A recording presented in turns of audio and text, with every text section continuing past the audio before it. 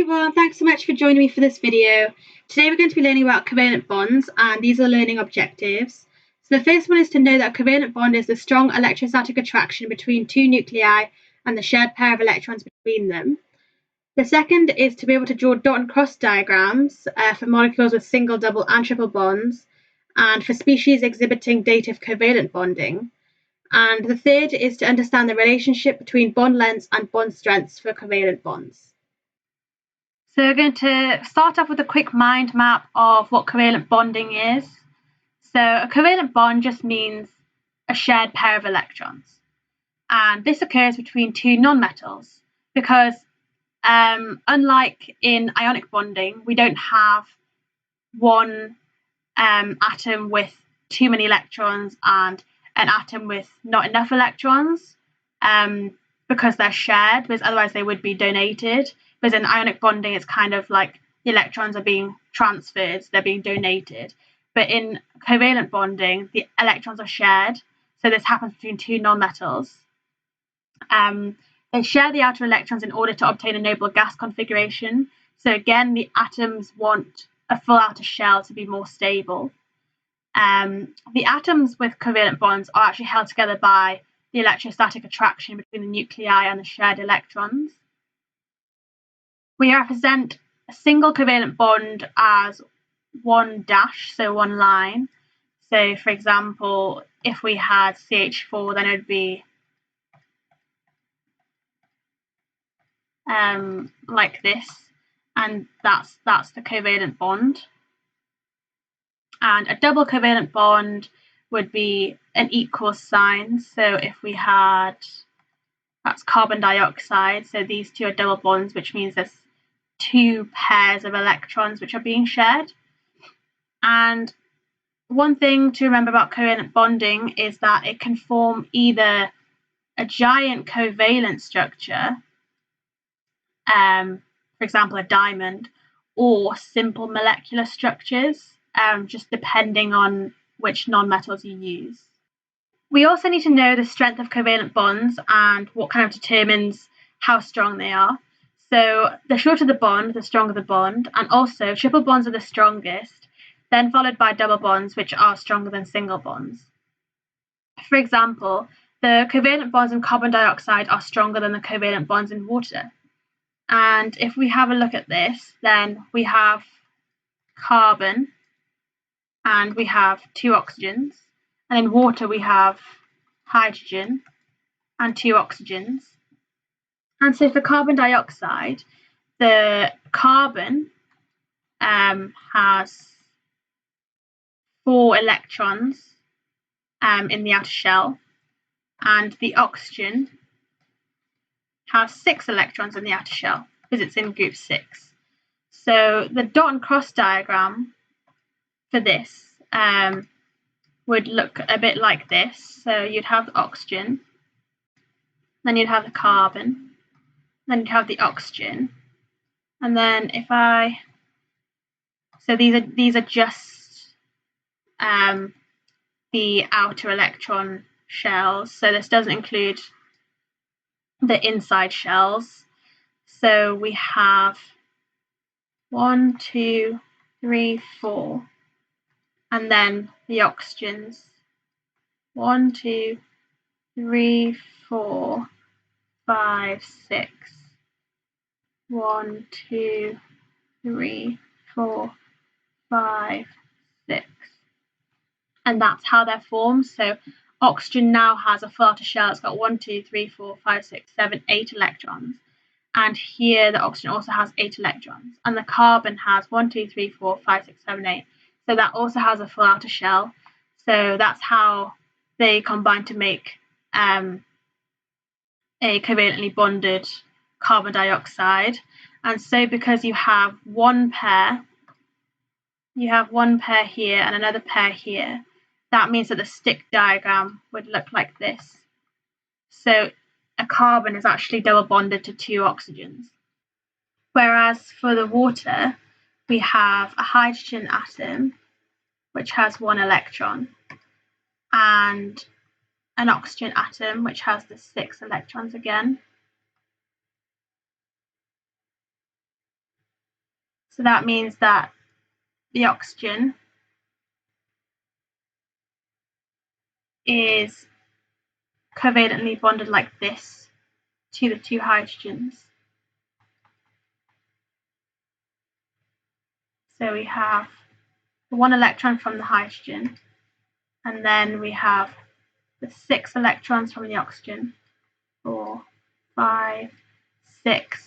And so now they all have full outer shells. So hydrogen has 1, 2, that's the full outer shell, but it's only got one shell. And then oxygen has 1, 2, 3, 4, 5, 6, 7, 8. So that's a full outer shell as well. So the stick diagram for water would look like this. So now we can see that the covalent bonds in carbon dioxide will be stronger because they're double bonds compared to in water when they're just single bonds. You'll also need to know how to draw dot and cross diagrams. So the first step would be to work out how many electrons there are on each atom's shells. So that's just from looking at the periodic table and looking to see which group it's in. And then you work out how many electrons each atom needs to obtain a full outer shell. And then you work out the ratio. So that tells you how many of one atom you need for every one atom of the other. So for this example, this is methane.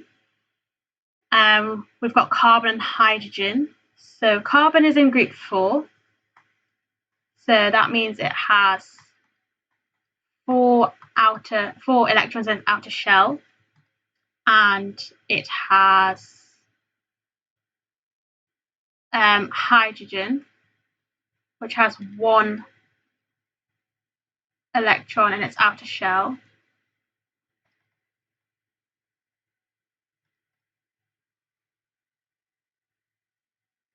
And so we can see that because carbon needs 4 electrons in order to have a full outer shell, and hydrogen needs 1 electron in order to have an outer shell, that means that for every carbon we need 4 hydrogens. That's kind of told to us in the question, but sometimes they don't give it to you, so you need to work it out.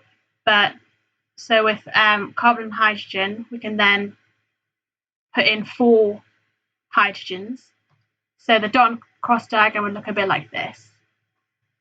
So you put carbon in the middle,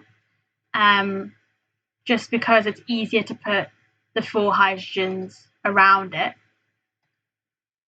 So you'd have a hydrogen here. And this little section here is just what represents a covalent bond. So it kind of shows that the electrons are shared.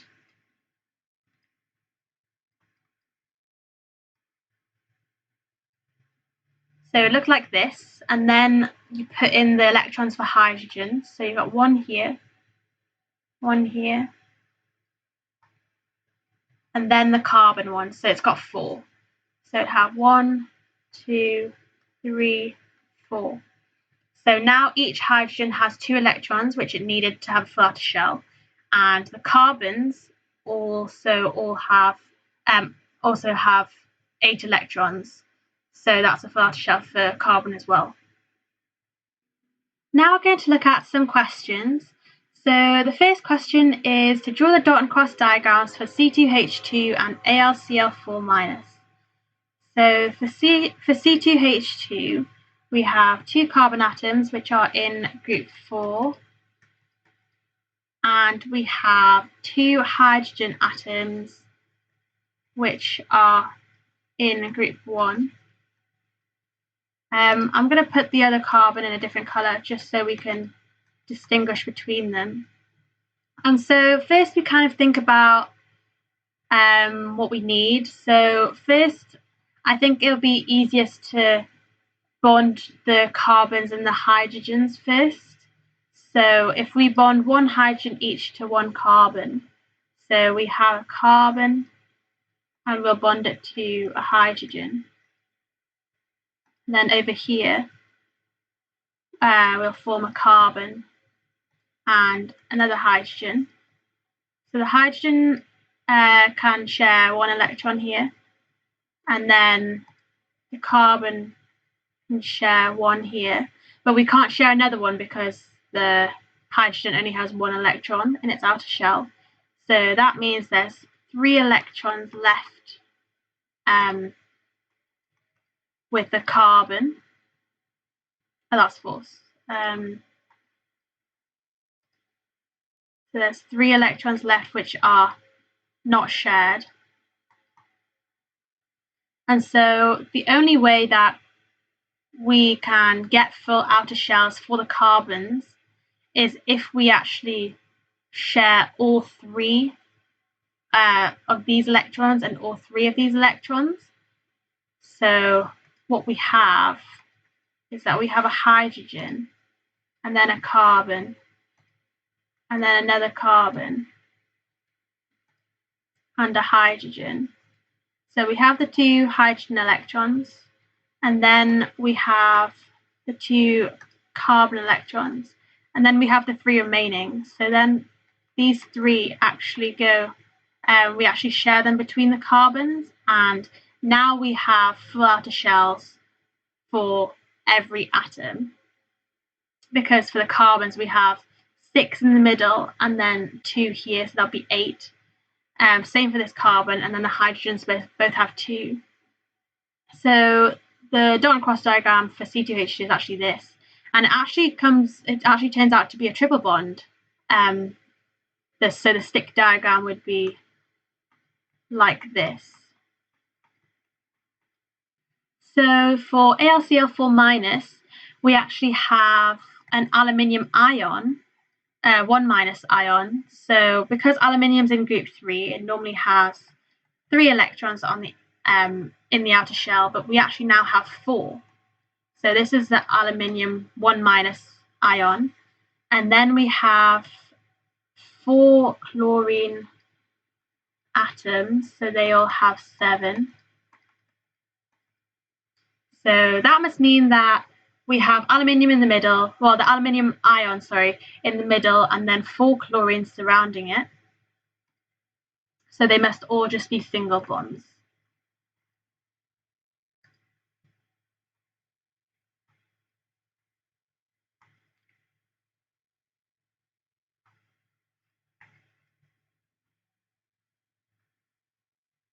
So we have the 7. We have 1 here, so 1, 2, 3, 4, 5, 6. And that's the same for all the chlorines.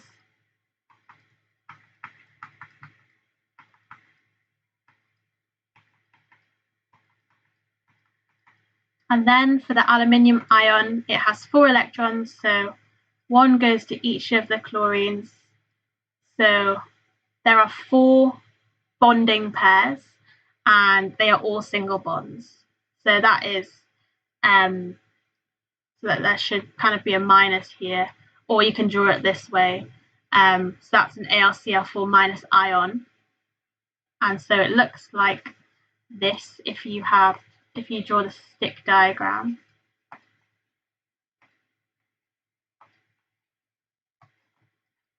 And don't forget the minus for the ion. So before we look at number 2, feel free to click off the video and try it yourself first. So identify which of the following have covalent bonding: sodium oxide, carbon tetrafluoride, and magnesium chloride. So just looking at the first one, we have sodium and we have oxygen. Now sodium is actually a metal and oxygen is a non-metal. And we know that covalent bonding only occurs between 2 nonmetals. So therefore, this is not covalently bonded.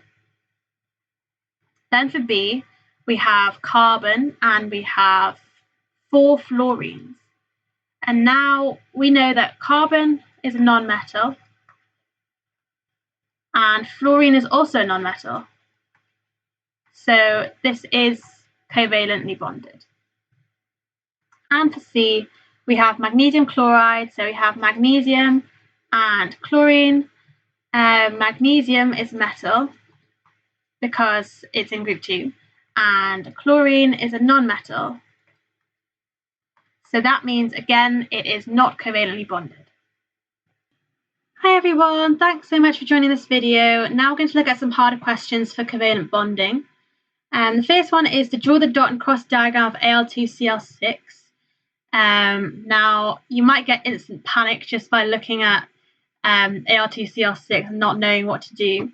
But the best thing to do first is to look at the periodic table and to try and work out what fits where. So if we have a look at aluminium first, it's in group 3. So it must have 3 electrons in the outer shell. And then we have a look at chlorine, and that is in group 7. So it has 7 electrons in the outer shell. And so now we think kind of what happened between 1 aluminium and 1 chlorine. And it looks as though this would be a pair of electrons which would be shared. And so then we can kind of form 2 AlCl3s. So we would have an aluminium, and this could form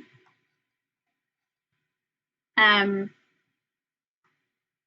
AlCl3 like this. So if I draw these as spots, then you would have chlorines like this. So then they would have 6 left in the outer shell.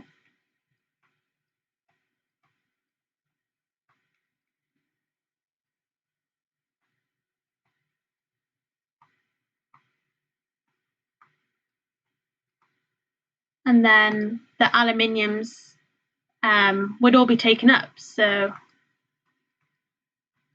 it has no other ones in its outer shell anymore. So we could form that, then we would have another one of the same thing.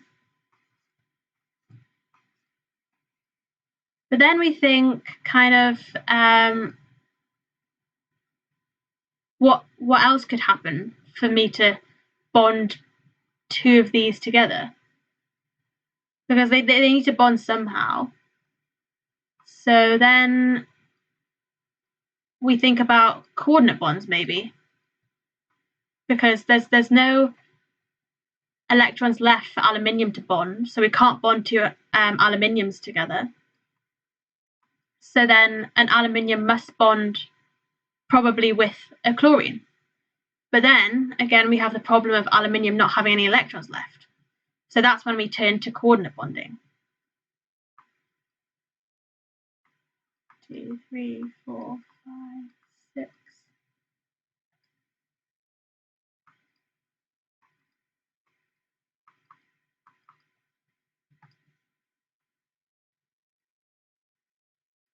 Okay, so then we think, how do I bond this aluminium with a chlorine?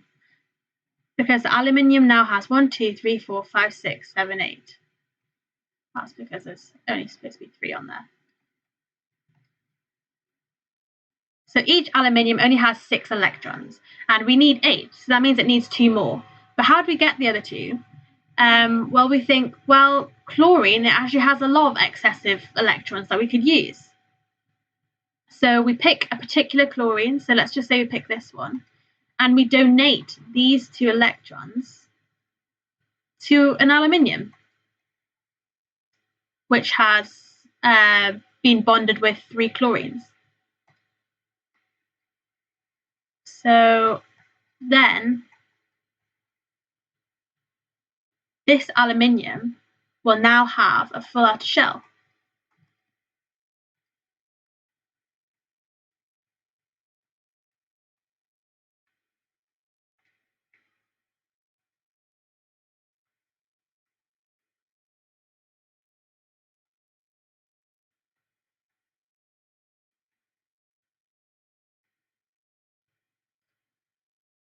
So now this aluminium has full outer shell, it's got 8 electrons.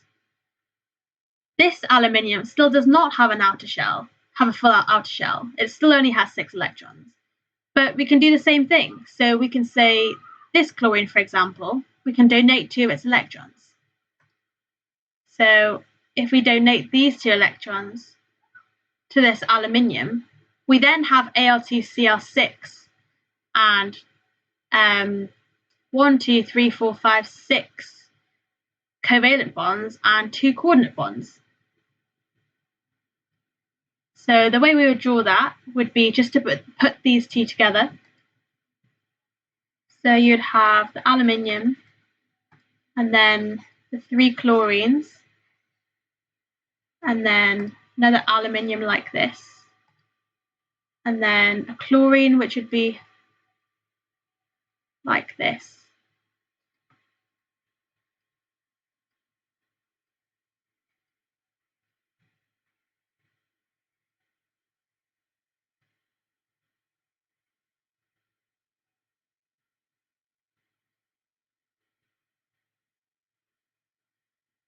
So these have been given just by the chlorines. That's the dative bond.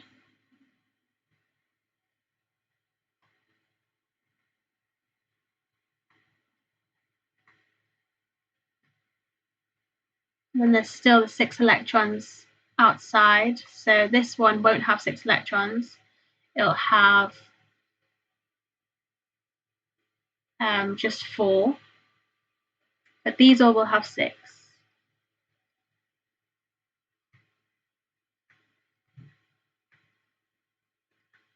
And then 1 in the center. And then this will again have 4.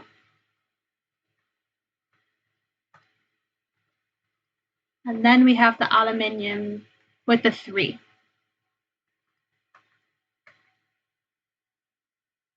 So that's our dot and cross diagram for Al2Cl6.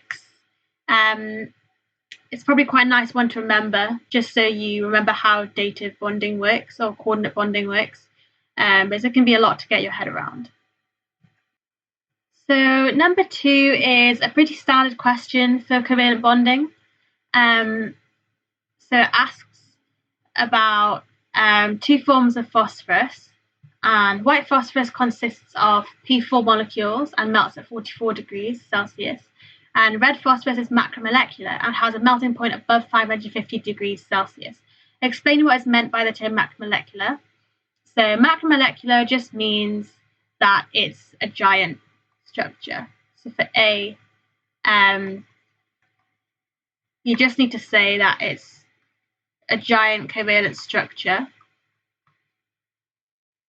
And depending on how many marks you get for the question, you might want to add that it has strong covalent bonds throughout the structure. For B, by considering the structure and bonding present in these 2 forms of phosphorus, explain why their melting points are so different. So we can see that white phosphorus melts at a very low temperature, and red phosphorus has a melting point which is a lot higher. And so that kind of points to different structures. And so we've learned that because the white phosphorus has a low melting point, then you kind of think that, oh, maybe it's not a giant structure because it doesn't have those really strong covalent bonds which it needs to break. So I think that it would be a simple molecular structure. And in simple molecular structures, it's not the strong covalent bonds that we're trying to break. We're actually breaking the weaker bonds, which are the weaker intermolecular forces, which are between the molecules. So we have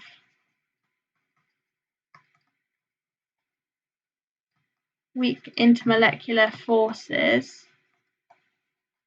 and they do not require as much energy to break.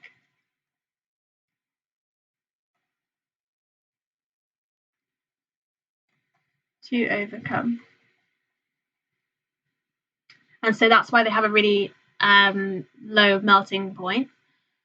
For the macromolecular red phosphorus, it has a giant covalent structure, so it has very, very strong covalent bonds. And these are the things that we are trying to break.